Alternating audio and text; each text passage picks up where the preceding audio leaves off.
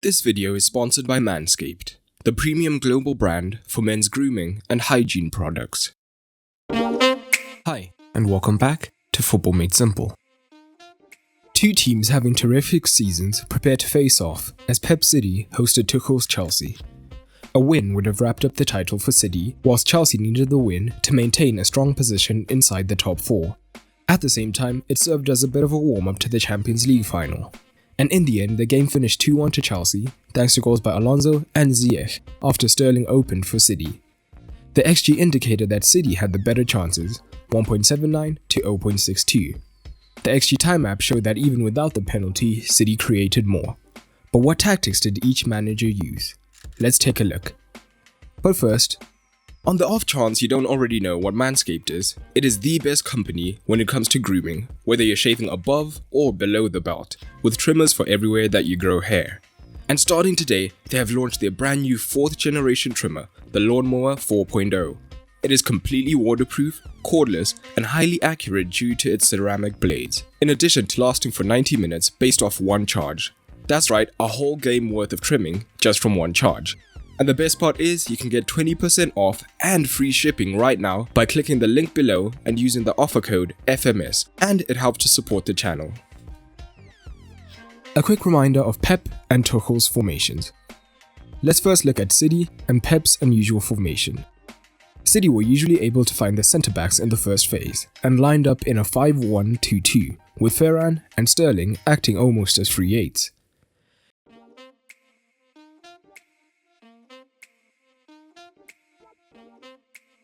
And Chelsea did look to press, but in the first half in particular, it was ineffective, and they ended with a passes per defensive action of almost 20. They had a distinct pressing four, with Gilmour off a man-to-man with Rodri, and the front three looking to press the centre-backs.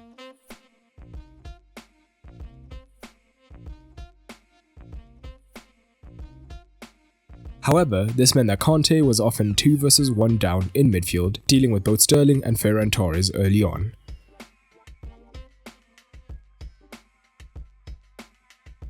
With Jesus and Aguero high up, pinning the back three deep, time and again Sterling in particular was able to receive the ball between the lines and run at the defence, or combine with one of the forwards who had dropped deeper and looked to get into dangerous positions.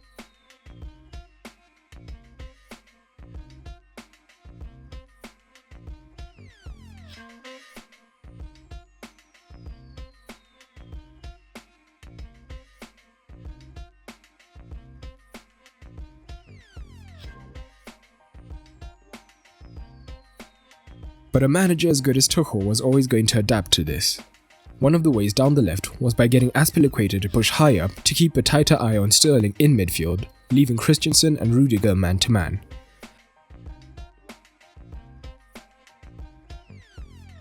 But Pep is also a great manager and had an answer for this, as we often saw City look to take advantage of this down the left.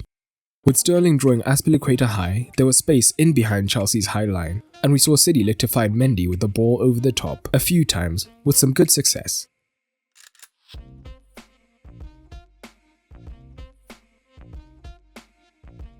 After a while, Azpilicueta would be caught in two minds of whether to press Sterling or cover in behind Reece James.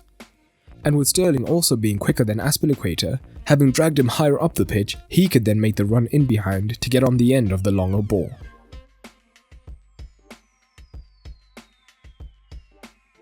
Tuchel could at times drop Ziyech deeper when pressing, which would allow Gilmour and Kanté to better cover the midfield. However, this opened up space for Ake, and in the first half in particular, Ake would take advantage of this, driving high up and looking to cause danger.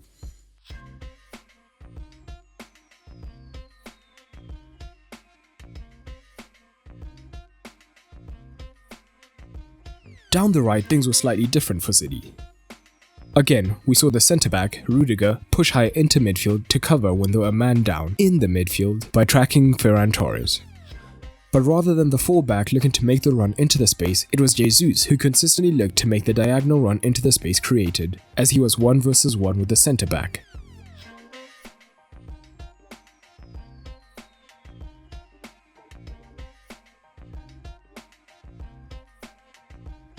And we see this pay off in the goal. Rudiger and Alonso are high pressing, so Aguero and Jesus are 1 versus 1 with the centre-backs, and City look for the ball over the top into Jesus. Christensen's error then allows Jesus to get on the ball, and he squares it, and eventually Sterling finishes. In the second half, Tuchel's press shape shifted once again, with Ziyech and Werner pressing in at 2, with Pulisic deeper on the right so that Ake wouldn't get all the time and space on the ball as he did before, whilst allowing the midfield to be covered better.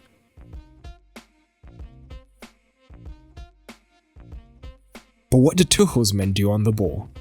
They generally look to build up short, with Azpilicueta in a deep right-back slot being the outlet. City would initially press with the front two, and once Azpilicueta received, Sterling would then push out to press him, with a man covering the freed pivot in midfield. However, City's press wasn't at its most effective, ending with a passes per defensive action of 13, so Chelsea's centre-backs could generally get on the ball higher up the pitch. And at times, Ferran Torres would initially start narrower, as Chelsea would look to flood the midfield at times. But as always, this would subsequently allow Rudiger the space to push higher up the pitch, which we know he's happy to do.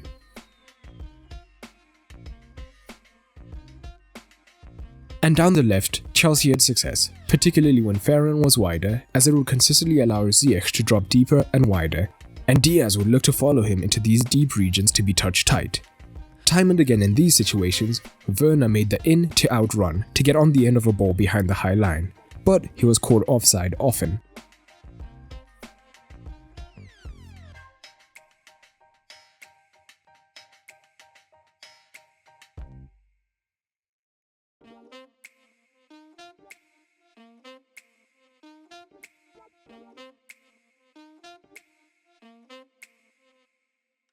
There were similar patterns on the right, with Ake looking to track Pulisic dropping deep. But it was James's quality that shone through, as he could look to find Werner, who once again would be making these runs with the centre-back having moved higher. But James's 1 versus 1 ability was key, as on more than one occasion, when he received it 1 versus 1 with Mendy, he left it for dead and got into great positions.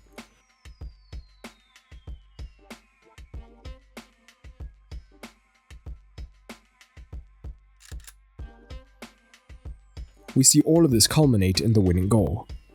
James receives the ball deep, drawing Zinchenko, who had come on as Mendy was struggling to deal with James. And we see Hudson-Odoi has dropped deeper and drawn Ake higher up. This has created space behind the back three, and again we see Werner making the in-to-out run whenever the centre-back has been drawn out of position. And this time Werner's cutback is able to find Alonso, whose looping shot finds the back of the net. Overall, neither team was at their best today, but Tuchel will be delighted with their place in the top 4 looking all but secured. Pep will be disappointed with the result, but having made so many experimental changes, it's not the most unexpected result. But I would love to know what you made of Pep's experiment. Personally, I think for the most part it worked, getting into dangerous positions between the lines, but they were let down by their finishing once again.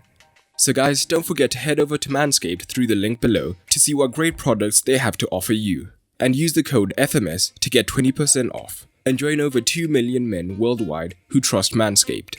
They really do make great products, and it helps to support the channel.